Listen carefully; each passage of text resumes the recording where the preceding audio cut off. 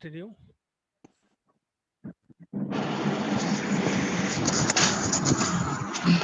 Someone's microphone is on. Just check.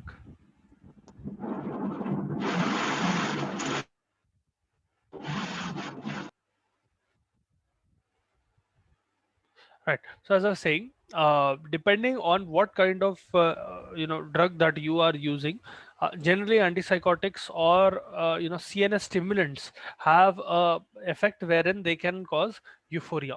Because sometimes CNS depressants as well. They are drugs that will change the state of your CNS. Okay.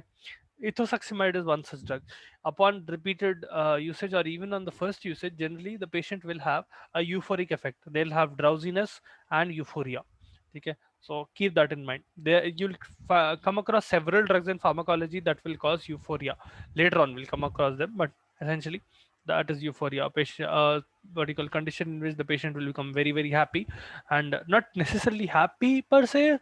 Uh, they'll be peaceful in a way. You have to experience euphoria to understand what is euphoria, but euphoria is essentially a condition in which the patient will be very peaceful in a way. Okay, think of it that way. Then we have another drug called valproic acid. Okay, so sodium valproate भी बोलते हैं, very very very famous anti-epileptic drug. Okay, used very commonly. Valproic acid. This is generally used for absence seizures. You can use it for grand mal seizures. You can also use it for partial seizures. Okay, the mechanism of action of valproic acid is actually multiple. It will work on several different fronts. Okay, so if we talk about the mechanism of action, there are several different mechanisms of actions through which, or several different effects that valproic acid will have. All right, first of all, it increases GABA levels. Okay. What do I mean by that? It will increase GABA levels, as in it will not only increase the synthesis of GABA. So GABA, the neurotransmitter that is being synthesized at a higher rate, its metabolism is also decreasing. Okay. So from the presynaptic neuron, more and more GABA molecules are coming into the synapse, and it is causing stimulation of the postsynaptic. It is causing, sorry, inhibition of the postsynaptic neuron. But the metabolism of GABA that occurs, that is also being decreased. As a result, those GABA molecules are staying in your synapse for a longer period of time. The same thing which acetylcholinesterases do. If you remember, अपन लोग जब when cholinergics पढ़ रहे थे, there were three classes, right? One where you are using natural product, then synthetic products to increase acetylcholine levels. The second way was to decrease its destruction by decreasing the enzyme that was destroying it. यहाँ पर valproic acid will do something similar. It will decrease the metabolism of GABA. As a result, what will happen is more and more molecules of GABA are available to stimulate the neuron, as in inhibit the neuron rather than stimulate the receptor of the GABA and inhibit the neuron as such. So that is one mechanism. It increases GABA levels directly and indirectly. Then it will block sodium channels. As a result, you know what happens. The sodium channel will remain in inactivated state, and the membrane will not be stimulated. Absolute refractory period में रहता. Also, it decreases low threshold calcium currents.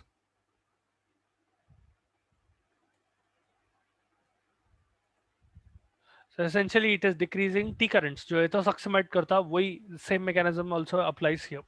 So it has three mechanisms. There are other mechanisms as well, but these are the three significant mechanisms through which your valproic acid works. It will increase GABA levels. It will block sodium channels present on your neuron, voltage-gated sodium channels, and it will decrease low threshold calcium currents or T currents in your thalamus. Okay.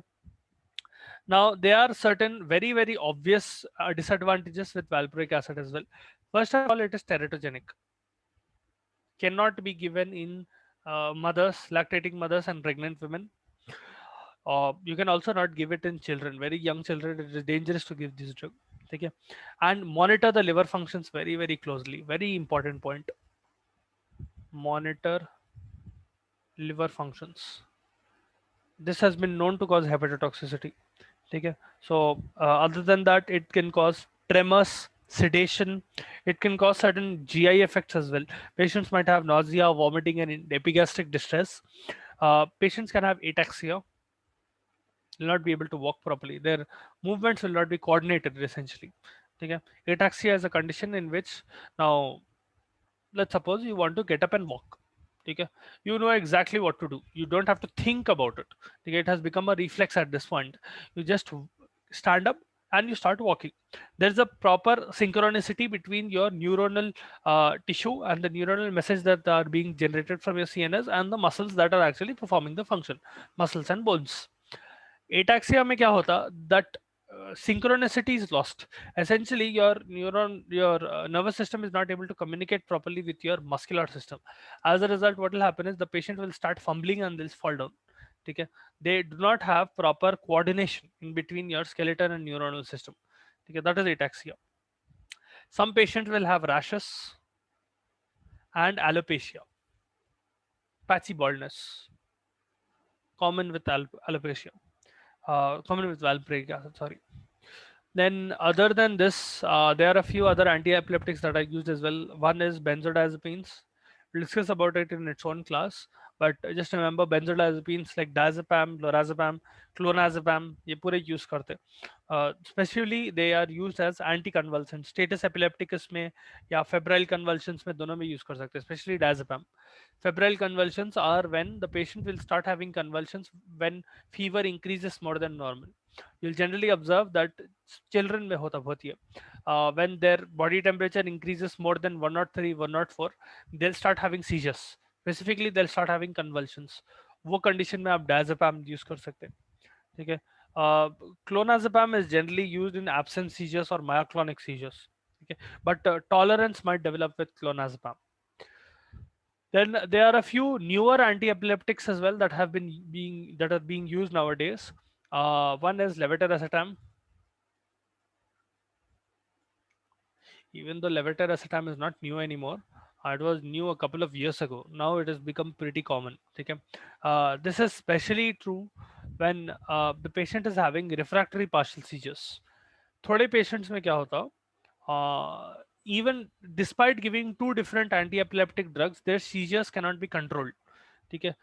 Inadequate control of seizures despite giving two anti-epileptic drugs is referred to as refractory partial seizures. Refractory partial seizures. Or you can think of it this way as well. These are the seizures that will develop resistance to anti-epileptic drugs. वो cases में you will give this thing, what do you call? You will give levetiracetam. Okay, refractory partial seizures. Generally, the mechanism of action is not known. Levetiracetam ka. What we do know is that it will work very well on partial seizures. It will work on secondarily generalized seizures as well. It's not an enzyme inducer, unlike other anti-epileptics. This drug has a few very important problems though. It will cause a lot of psychological problems. It can cause mood disturbances. It can cause asthenia. Asthenia is when the patient will have a lot of weakness.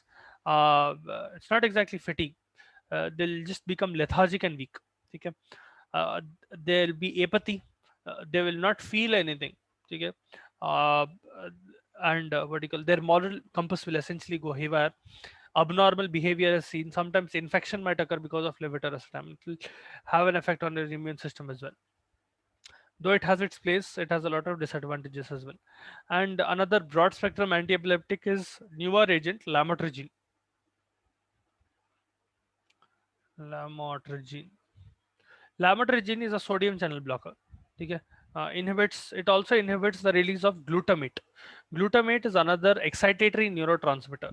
तो अगर आप एक और glutamate molecule या any other excitatory neurotransmitter को inhibit करे, again epilepsy can be controlled because of, epilepsy itself is caused because of excessive excitation. If you are inhibiting an excitatory neurotransmitter, you'll be able to control epilepsy to a certain extent. It's a broad spectrum anti-epileptic. Okay, works on a lot of levels. It causes dizziness, it causes ataxia. In some patients, it will also cause nausea. Some patients complain of rashes as well. Okay, those are the adverse effects related to lamotrigine. And with that, we have completed your anti-epileptic drugs. Now, there is a small topic that comes along with anti-epileptic drugs called CNS stimulants. We'll discuss that as well today. Okay. CNS stimulants. If we have time, we'll also discuss what are the types of pain. The next chapter का part है वो. Now, CNS stimulants में These are drugs, as the name suggests, they stimulate CNS. Depending on which part of the CNS they are stimulating, there are three categories. You have respiratory stimulants, you have psychomotor stimulants, and you have a class called convulsants. Even though convulsants are not used, they are also drug, they are also CNS stimulants essentially. They will stimulate your CNS in such a way that they are causing convulsions. You will not use them.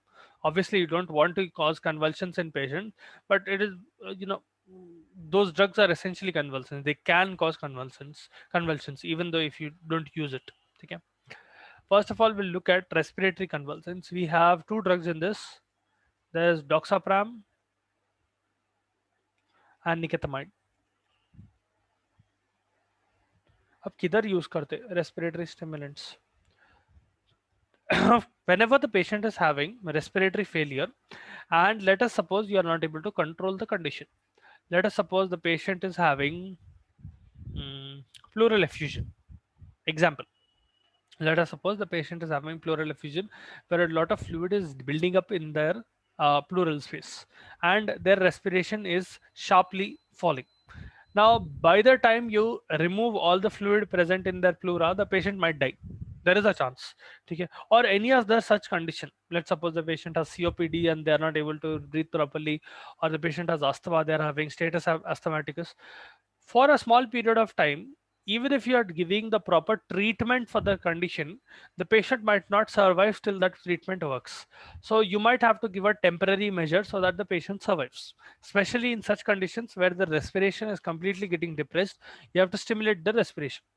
Keep in mind, respiratory stimulants इन लोगों को analeptics भी बोलते हैं. These are also called analeptics. Okay. These will not treat the condition. So, for example, it will not treat the underlying pleural effusion, or it will not treat the underlying COPD or asthma.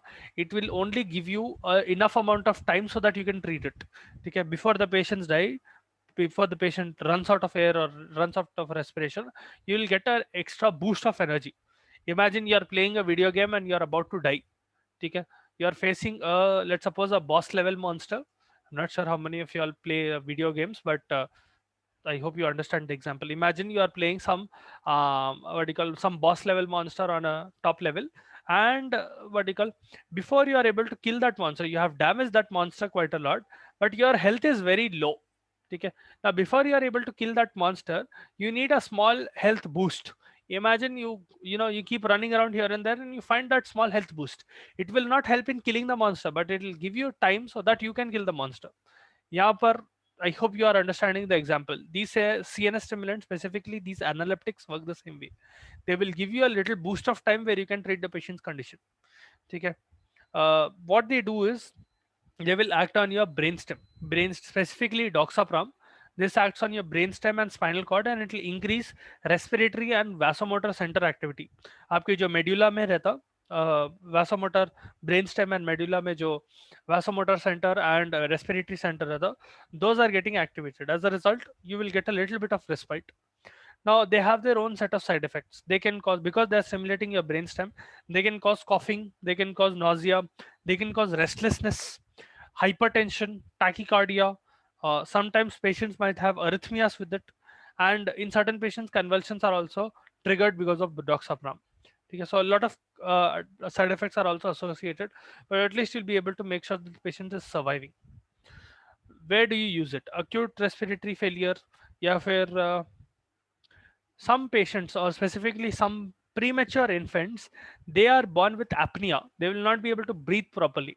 Now, before you are able to find out what is the problem, why they are having apnea, you need to make sure that they keep breathing, or else they will die. So patients who are not, infants who are not responding to theophylline. Theophylline is a drug that is used in asthma. अगर उसको respond नहीं कर रहा तो generally doxapram use करते हैं. It has its own side effects, but it has its own place as well. Those are all respiratory stimulants. Then ये समझ में आया what is respiratory stimulants? Yes, sir. See, feel free to chime in at any time. If you're not understanding anything, you can stop me at any time and ask questions. I मेरे को जब याद आता मैं पूछता हूँ, but it does not mean that every time you don't understand you need to keep your mouth shut. You can ask me at any time. Now, coming to psychomotor stimulants, as the name suggests, these will stimulate your CNS in such a way that they are increasing your CNS activity. Okay? Specifically, drugs like amphetamines. Acha, how many of y'all have seen Breaking Bad, or at least heard of the term Breaking Bad? There's a TV series called Breaking Bad. कभी देखे या सुने? Very popular TV series, or at least it used to be. Never heard of it? Okay, so you've never heard of it. So in that, essentially what happens is there is a fellow that starts making amphetamines. He's a chemistry lecturer who makes very good grade amphetamines. Amphetamines are banned drugs. Okay, they are drugs that will cause CNS stimulation, but they cause severe addiction as well. Okay, amphetamines, they are also dextroamphetamines. They are sympathomimetics. These drugs are sympathomimetics. They will stimulate your sympathetic system. They will also stimulate your CNS. As a result, the effect will be euphoria. And these are drugs of abuse. Okay? Patients can abuse this drug. These drugs can be abused very easily, just like morphine. Morphine, codeine को कैसा abuse कर सकते हैं वैसा. There are other psychomotor stimulants as well that people use on a more daily basis. One is caffeine. To a certain extent, tea as well is a psychomotor stimulant, or it's a CNS stimulant. Of when you are having, let's suppose you are tired, mentally tired, and you want to wake yourself up, at that time something like coffee or tea will generally help. ठीक है. Methyl xanthines use कर सकते हैं. These will fall under methyl xanthines. अपन ये asthma में पढ़े थे. Theophylline, theobromine, caffeine, all of them are methyl xanthines. They are also psychomotor stimulants. They will increase mental alertness, they will decrease fatigue, and they will produce a general sense of well-being. ठीक है. They will improve your motor activity for a period of time as well. ठीक है. So आप pre workout के वैसा भी use कर सकते हैं कैफीन को. A lot of people do actually. It increases performance and it will help you think clearly for a period of time, at least till the drug is present. If you give very high doses of psychomotor stimulants, it will cause convulsions. Okay, excessive stimulation can cause convulsions. Other than that, it will increase your BP. Sorry, it will increase your cardiac output. It will increase the force of contraction and your heart rate, because of which cardiac output increases. But what happens is, when you give psychomotor stimulants, peripheral vasodilation occurs. The peripheral blood vessels that are present, they will get dilated. This is because of sympathetic stimulation. Sympathomimetics will generally cause peripheral vasodilation. As a result, what will happen is BP decreases. But BP changes are not constant, because at one place you are increasing force of contraction and rate of contraction. The other place you are causing peripheral vasodilation. BP changes will fluctuate quite a lot. Okay. Other than that, it will have a diuretic effect. It will increase urine output as well and urine production. Okay. Smooth muscle relaxation occurs, especially bronchial muscles. They will relax quite a lot. And on skeletal muscle, it will increase the power of muscle contraction. Okay. So athletes might take it to improve performance for a bit. All of that, it will in a way increase work capacity altogether. If we talk about the effect on skeletal muscle, psychomotor stimulants will increase the capacity to do work. Okay. So that is one effect of that. On the GI tract, it will increase acid secretion. So if someone has acidity, it is not good for them. That is why it is not good for them to take caffeine or something like tea. Psychomotor stimulants will increase acid production, and they'll also increase pepsin secretions. It can be very uncomfortable. Sometimes it might also lead to ulcers. Now, adverse effects will be similar to that. Jaisa it is causing a lot of CNS stimulation, the patient will have that kind of adverse effects as well. So think of it this way: the patient is having very high CNS stimulation. The patient will have nervousness, insomnia. Sometimes patients will have tremors, anxiety हो सकती है उन लोगों को, hypotension होता, tachycardia can happen. Patients might have gastritis because of increased acid production and pepsid secretions. That might lead to nausea and vomiting sometimes. If you give a very high dose, it might cause convulsions altogether. Okay? So that is about psychomotor stimulants, and that is about CNS stimulants in general. Now, before finishing the class, I'll tell you about one small topic. Analgesics and antipyretics next topic है. उसमें we have a small topic called pain, specifically types of pain. There are essentially two types of pain. Okay, one is a very well defined pain. ठीक है, इसको क्या बोलते हैं, somatic pen भी बोलते हैं.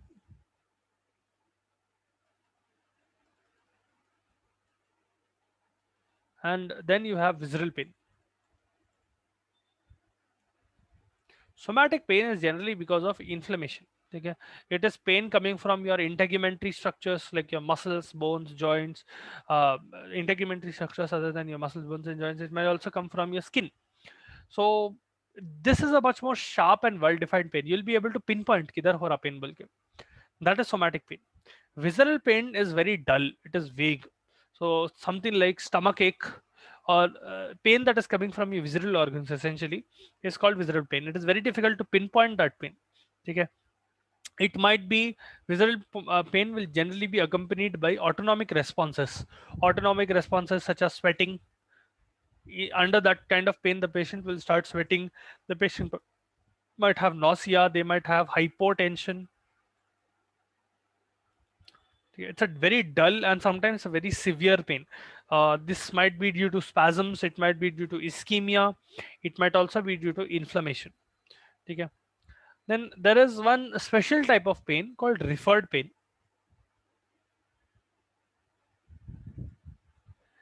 Referred pain occurs when two neurons are coming or they are originating from the same plexus or from the same bundle. Okay. What does that mean? Let us suppose there is a ganglion like this, and यहाँ से एक nerve ऐसा जा रही है and यहाँ से एक nerve ऐसा जा रही है. This is supplying to organ number A and this is supplying to organ number B. Let's suppose both of these organs are very closely placed, ठीक है, or these structures are very closely placed. If there is damage and there is pain here, imagine there is damage in organ A, sorry, and this part is hurting. Generally what happens is this pain starts getting referred back to the ganglia, and sometimes you might also feel pain here as a result. Okay, this information is going back to your CNS, but sometimes what happens is as a result of pain in some other location, because they are receiving nerve supply from the same spinal segment, the viscera that are connected, the other viscera will also start getting feeling pain. Okay, or you will start feeling pain in the other viscera as well. Example is patients who have heart attack, or patients who have heart attack, or patients who have क्या बोलते हैं उसको, forgot the name of that. Essentially patients who have heart attack and patients who have heart pain, उन लोगों के अंदर their left arm will also start hurting. This is because they are connected through brachial plexus. वहां पर जो common nerve जा रही इधर से and उधर से, it is merging near your brachial plexus and going back to your spinal segments. That is referred pain. ठीक है, technically it has nothing to do with your left arm, but because it is happening in your heart, it will also start hurting in your left arm. ठीक है, when a patient has myocardial infarction or heart attack, that is an example of referred pain. Okay. Now tomorrow we'll continue with pain and we'll continue with pain medication. Okay.